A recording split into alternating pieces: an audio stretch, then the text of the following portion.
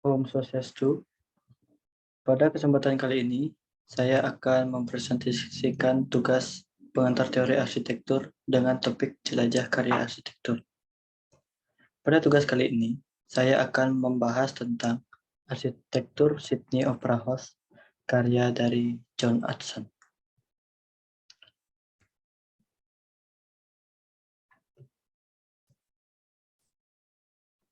Sebelumnya, perkenalkan, nama saya Ketua Gede Bagus Dananjaya, NIM 031 dan kelas A1. Pertama-tama, ada latar belakang dari tugas yang saya buat untuk mengetahui sejarah berdirinya Sydney Opera House, apa saja unsur pembentuk rancangan Sydney Opera House, bagaimana ketika unsur pembentuk arsitektur mempengaruhi perancangan gedung Sydney Opera House. Selanjutnya, saya akan menjelaskan tentang profil dari Sydney Opera House.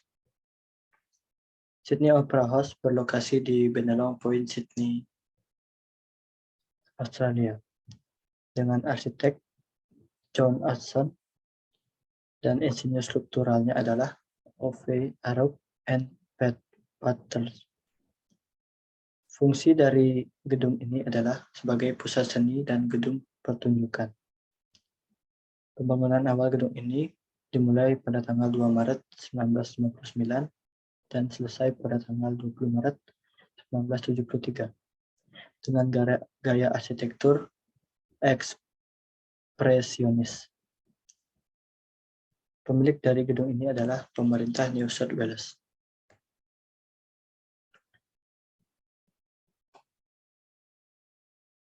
Selanjutnya adalah sejarah Sydney Opera House.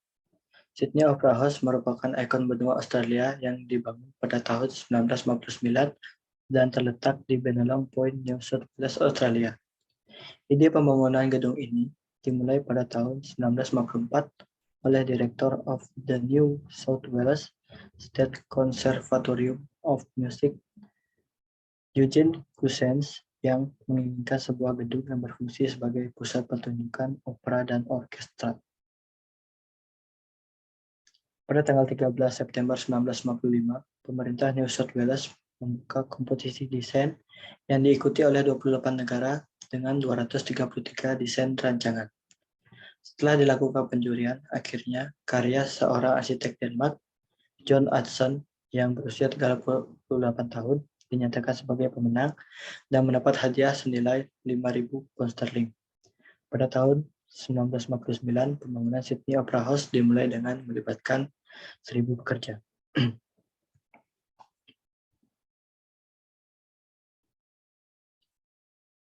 Selanjutnya, ada pembangunan dilakukan dalam 3 tahap. Tahap pertama adalah pada bagian podium atas yang dilaksanakan pada tahun 1959 sampai 1962. Pada tahap ini, proyek terbengkalai hingga 42 minggu diakibatkan oleh perubahan desain, masalah struktur, dan faktor lingkungan seperti cuaca buruk.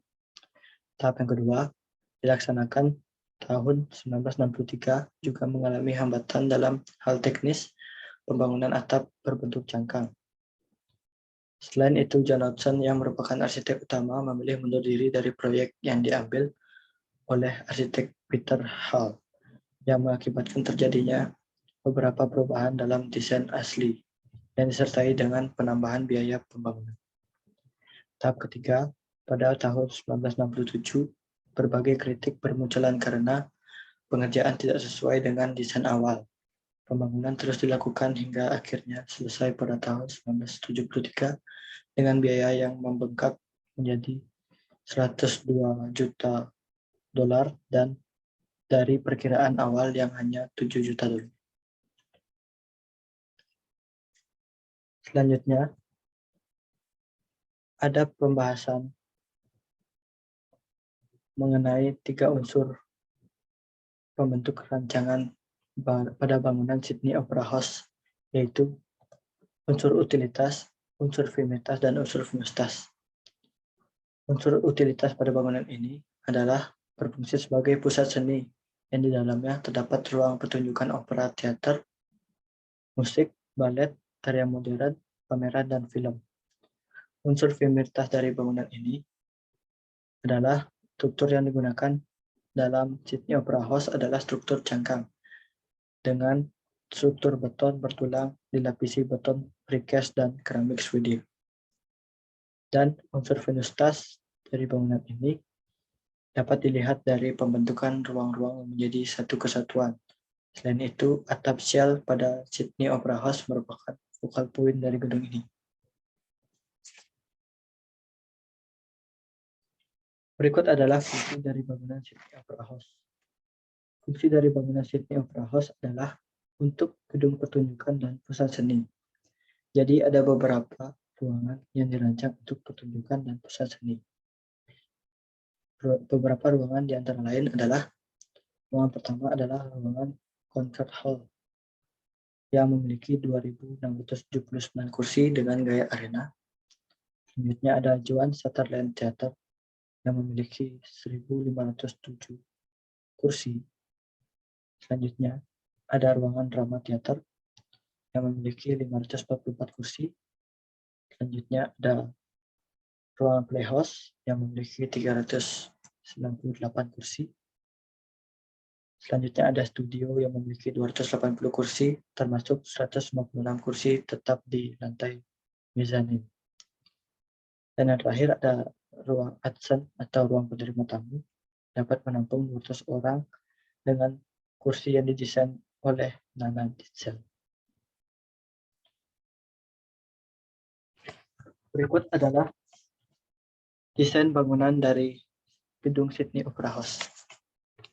Rancangan Sydney Opera House karya John Aston menggunakan makna dari simbol dan ide ruangan yang diterapkan dalam bangunan, yang berdiri dari pikiran yang jernih, terinspirasi dari alam. Memadukan gagasan keseimbangan, kualitas perahatan Alvar Aalto, dan struktur organik Frank Lloyd Wright. Kemudian transformasi selanjutnya, John Aston terinspirasi dari bentuk shell atau cangkang kerang yang tipis tapi kuat. Dalam pembentukan ruang-ruangannya, beliau menggunakan bentuk jeruk yang disusun secara silindris sesuai dengan Sydney Opera House yang berlokasi di Bennelong Point, Sydney Harbour, Australia, yang mempunyai pemandangan pantai pelabuhan Sydney. Desain Sydney Opera House mencirikan arsitektur ekspresionis modern dengan atap shell sebagai focal point-nya.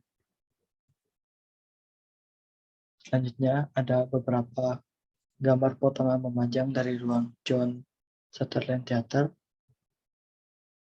dan potongan memanjang dari ruangan Concrete Hall.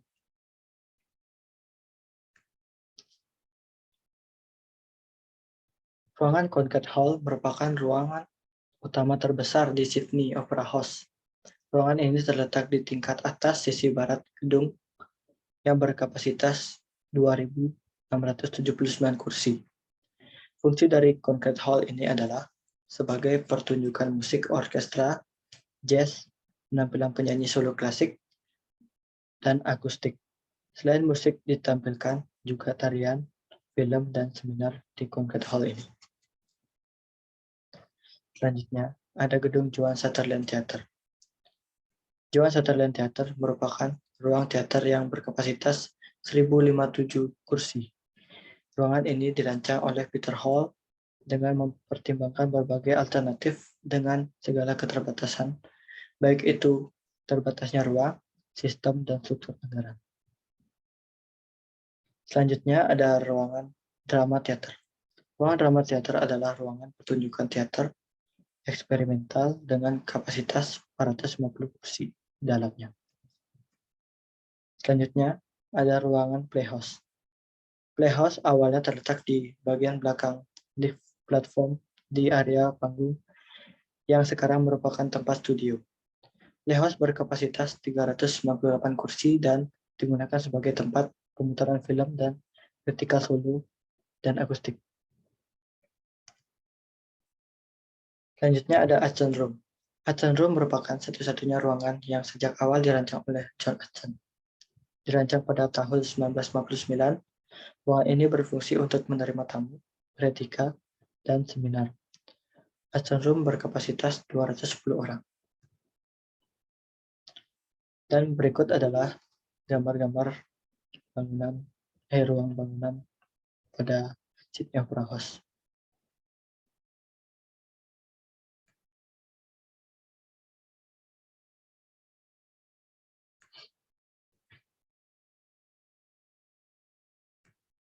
Baik, selanjutnya ada struktur bangunan dari gedung Sydney Opera House.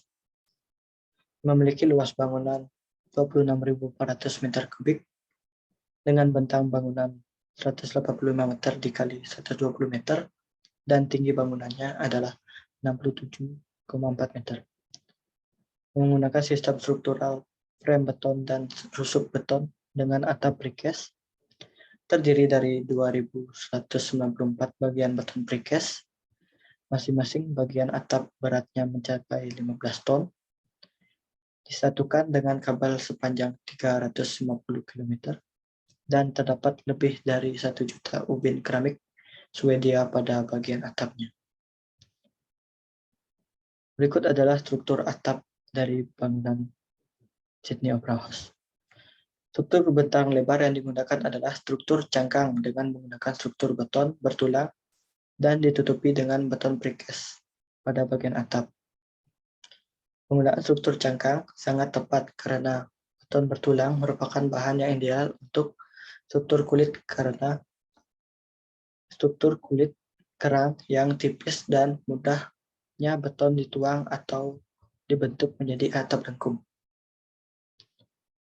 Berikut adalah struktur pondasinya.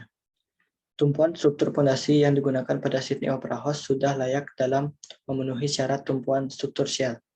Hal itu disebabkan oleh tumpuan yang disalurkan pada kolom ke membran mampu mengerahkan reaksi tekan maupun tarik yang bekerja pada permukaan cangkang.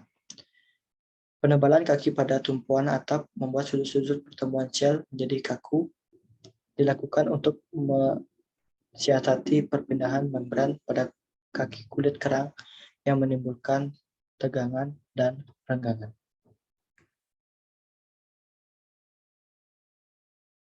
Baik, kesimpulan dalam perancangan Sydney Opera House telah memenuhi ketiga unsur arsitek, yaitu unsur utilitas atau kegunaan dari Sydney Opera House merupakan pusat seni yang mewadahi seni pertunjukan, teater, musik, tari modern, balet, pameran, dan film. Unsur yang kedua ada unsur firmitas atau kekokohan dari Sydney Opera House yang dapat dilihat dari struktur yang digunakan, yaitu struktur bentang lebar dengan sistem cangkang atau shell karena bangunan memiliki bentangan yang sangat lebar dan luas. Yang ketiga dan yang terakhir adalah unsur venustas atau estetika.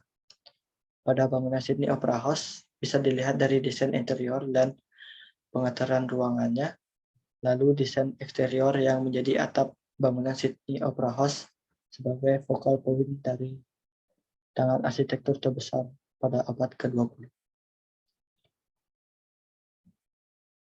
Sekian dari presentasi saya. Apabila ada kesalahan kata, mohon maafkan. Sekian dari saya. Terima kasih. Om Santi.